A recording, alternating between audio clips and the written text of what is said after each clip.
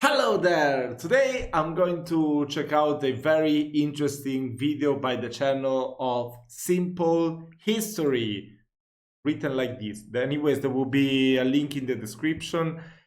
This says, stop saying the French are cowards in war. I've never said that. I don't know whoever said that. So yeah, let's check out this video. Let's learn something new. And first of all, let's see whether we have subtitles.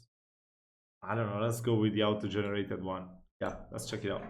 Don't underestimate the French military.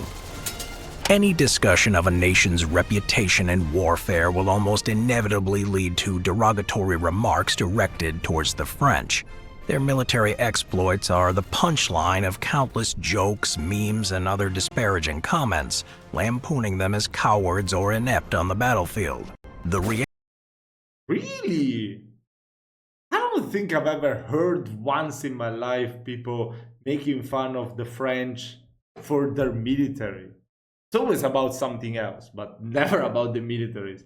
Okay, the subtitles are too annoying.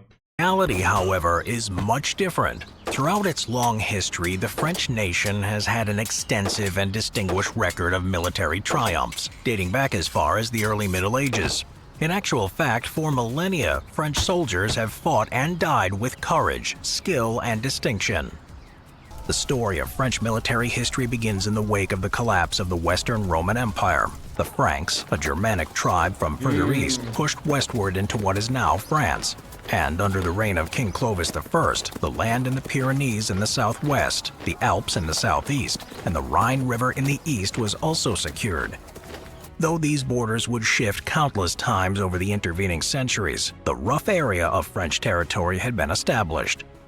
Clovis's descendant, Charles Martel, played an integral role in world history. In 732 AD, Yeah, I know. He fought off the Muslims, the Arabs that were coming to Europe, right? he and his Frankish army prevented the Arabo-Umayyad dynasty advance into France, inflicting a crushing defeat. I always feel like this specific historical event is too much considered like, I don't know, it's one of those events in history that they are always telling you, oh, the world would have been different today. I don't know. I mean, at a certain point, I mean, only the Romans were totally crazy that they just kept on extending without even giving a fuck. But probably even if the Arabs would have colonized the whole of Europe, the world would still be the same today. Come on, look at Spain. They've colonized Spain for over 1,000 years. No, less than 1,000 years. Yeah, you know, and Spain, have you been to Spain? Yes, there are the Arabic places and all that, but their culture is the same as many other cultures in Europe. So come on, don't. I feel like it's too exaggerated. That's just my way of seeing the thing. I don't know. If you don't share it, just let me know in the comments. On their enemies at the Battle of Tours. With this victory, the ever-rising tide of Islamic expansion into And by the way, there's a very beautiful song. If you want me, I will link it to you in the comment section. It's an Italian song about this whole thing, this whole battle, the Battle of Tours of Karl Martel. It's a pretty cool song. It's an amazing song. It's very fun and very beautiful to listen to. So if you want, I can share it to you. Europe was Okay, halted. sorry. Throughout the Middle Ages, French forces fought in numerous wars against other European powers. Most extensive campaigns were against the English. During a series of conflicts now known as the 100 Years' War, the French would suffer significant defeats at several battles, including Crécy, Poitiers, and Agincourt, and would later see much of their land devastated by English raids. In spite of these setbacks, the latter portion of the conflict saw the French drive the English from their lands on the continent. As the Middle Ages gave way to the early modern era, the French army, under the reign of Louis XIV, became the largest and most powerful in Europe, almost. Bro, that's crazy. This video is called Stop Saying the French Are Cowards in War. He was talking about the 100 Years' War. He didn't even mention Joan d'Arc. How? I thought it would lead to that. 400,000 strong. This force pioneered many advancements in military innovation, including logistical and support systems, field hospitals, and the introduction of standardized uniforms to its soldiers. The French military record during the early modern era is mixed, with both victories and defeats, but no more so than any other contemporary nation. It was during the late 18th and early 19th centuries when the French reached their zenith of military strength. Under the leadership of Napoleon Bonaparte, French armies marched across Europe, smashing rival powers at the decisive battles such as Marengo and Austerlitz. Defeats were caused by weather and logistical issues. Question: what is your favorite Napoleon battle? Let me know down in the comments. I would say, that's kind of tough to say which one. Marengo is a very beautiful one. Maybe Austerlitz. I don't know. The Battle of Vienna, maybe. Such as the campaign against Russia in 1812, or by superior enemy tactics, such as Napoleon's final defeat at Waterloo in 1815. During this time, the abilities or courage of the individual French soldier was never in doubt. A century later, French soldiers found themselves embroiled in one of their most tragic military campaigns. The First World War introduced mass slaughter on an industrial scale, and France found itself in the middle of the conflict, with the majority of the fighting on the Western Front taking place on French soil. Vast areas of the French countryside were transformed into a shell-cratered hellscape, one in which millions of men were trapped for years. During this tumultuous time, French soldiers bore the brunt of the carnage, suffering titanic casualties. In the first 2 months of the war, over 300,000 French were killed, a number that would swell to 500,000 by the end of 1914. Hey guys, we've got an announcement. We've launched a Simple History Discord server. We'd love for you guys to just come over and drop by, join the community, talk about history. You can even give video suggestions. You can talk about past episodes. We have a little few sneak peeks about future episodes, and get to know some of the community and the team behind Simple History. We're going to be there for a while, and we plan on big things for this server. So give us a few minutes of your time, come on by, say hi, and we'll see you there. There was no battle as bloody, or one which exemplified the tenacity and courage of France's military, than the Battle of Verdun. In 1916, German General Erich von Falkenhayn launched an offensive aimed at the city of Verdun. Allowing such a strategically and symbolically important location to fall into enemy hands was unacceptable to French high command, and under the direction of Marshal Philippe Pétain, Verdun was reinforced.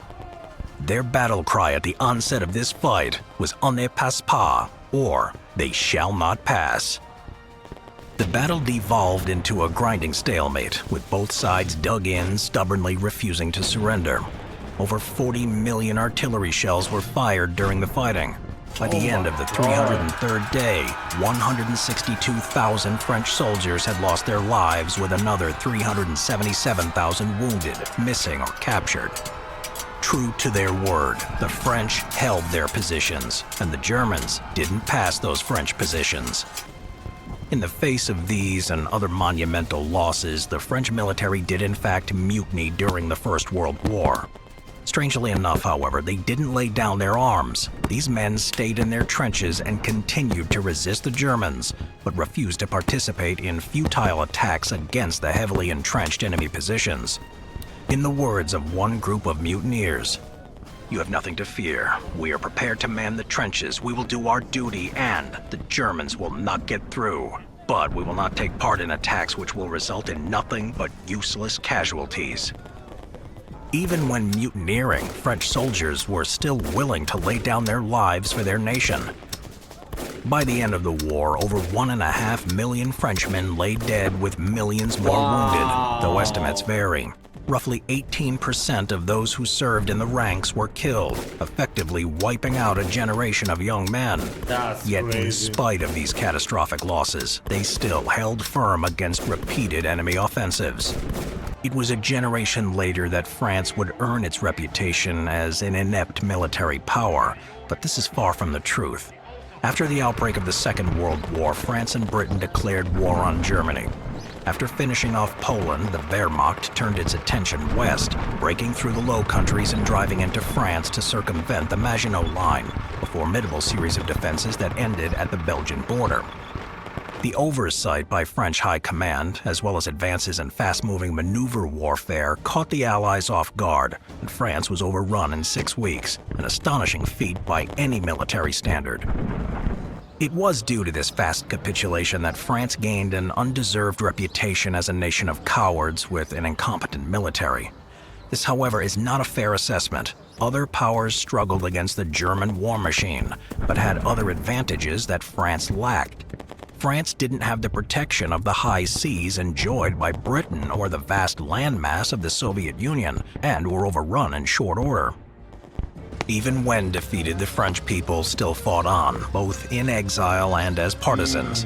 The French resistance played a vital role in frustrating German plans on the Western. If you have any good videos to share with me, I would definitely want to watch it about the French resistance. There are many, but I don't know which one to pick, so let me know your suggestion. Front, their sabotage, assassination, and intelligence gathering operations were a key component in the success of the D-Day landings in 1944. To this day, the French resistance is seen as the symbolic representation of all resistance movements. After the Second World War, France was involved in many conflicts around the world, particularly in former colonies such as Indochina and Algeria. During the global war on terror, the French military provided support in the US-led invasion of Afghanistan. In addition, French air power effectively enforced no-fly zones over Libya, which allowed rebels to overthrow the dictator Muammar Gaddafi. French forces I don't know how that was good, right? Considering how it turned out, Libya, after Gaddafi was deposed. Have also been at the forefront of anti-terror operations in other parts of Africa. They are currently the only NATO nation to participate in Operation Barkhane, which combated militants in West Africa. Currently, around 3,000 French soldiers are stationed in Chad, the Ivory Coast, Mali, and other nations. One of the reasons for France's poor reputation can be attributed to their methods in these low-intensity conflicts. While most other nations use a more flashy shock and awe approach to combating terrorism and insurgency, France employs a more subtle strategy. In 2007, in order to stop an incursion of rebel forces in the Central African Republic, France sent 2 waves of paratroopers and a single fighter jet to halt the advance. No more than a few dozen were involved, and the French press didn't pick up the story until weeks after. It's this precision approach that lacks the same fanfare of other nations, which helps contribute to the popular conception of France as lacking military ability. Throughout the long history of their nation, the French have had military successes and failures, but no more or less than any other nations. Their reputation as a nation of cowards who surrender at the slightest provocation is not only unfounded, but based on biases and misconceptions that don't take into account the countless acts of bravery and martial success of the French people. That was a very interesting video. I wasn't aware of this. I don't know. We never in Italy think about the French as cowards. With their military, of course, there are lots of stereotypes. Come on, those are just stereotypes. Most of them, they're not even true. So whatever, come on. It's okay. Anyways, this video was great. I learned quite a lot from this video. So if you want to recommend me more about French history, I will definitely be watching it. Thank you so much for watching this video. I will see you in my next one.